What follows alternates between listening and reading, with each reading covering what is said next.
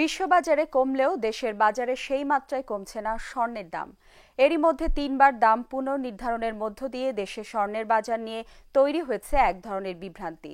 তবে আন্তর্জাতিক বাজার মেনেই দাম নির্ধারণ করা হচ্ছে বলে দাবি জুয়েলার্স মালিক সমিতির। সবুজ সরকারের তোলা ছবিতে তহিদ শান্ত রিপোর্ট। বিশ্ববাজারে গত 3 মাসে ভরি প্রতি সোনার দাম ওঠানামা করেছে ৩৪,৭০০ থেকে ৩৫,৪০০ টাকায়। তবে দেশের বাজারে 22 ক্যারেট স্বর্ণের প্রতি ভরির দাম এখন ৪২,০০০ টাকার ওপরে।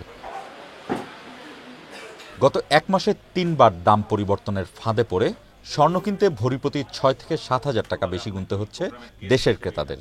তবে এই অভিযোগ মানতে নারাজ স্বর্ণ ব্যবসায়ীদের সমিতি।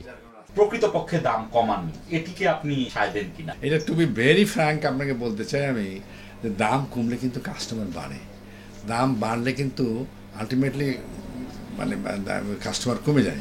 আপনারা অনেকেই মনে করছেন যে, এবং আপনারা ইনডাইরেক্টলি বলতেও চান যে আপনাদের স্মাগলের সোনাই আপনারা পান। আসলে বিশ্বাস করেন আমাদের সারা বাংলাদেশে হিউজ পরিমাণ সোনা আছে। সাধারণ ব্যবসায়ীরা অবশ্য বলছেন দামের এই ওঠানামায় এক প্রকার বিভ্রান্তিতেই পড়েছেন ক্রেতারা। পরপর 3বার যে কমে গেলে আমাদের উপরে এফেক্ট একটু বেশি পড়ে।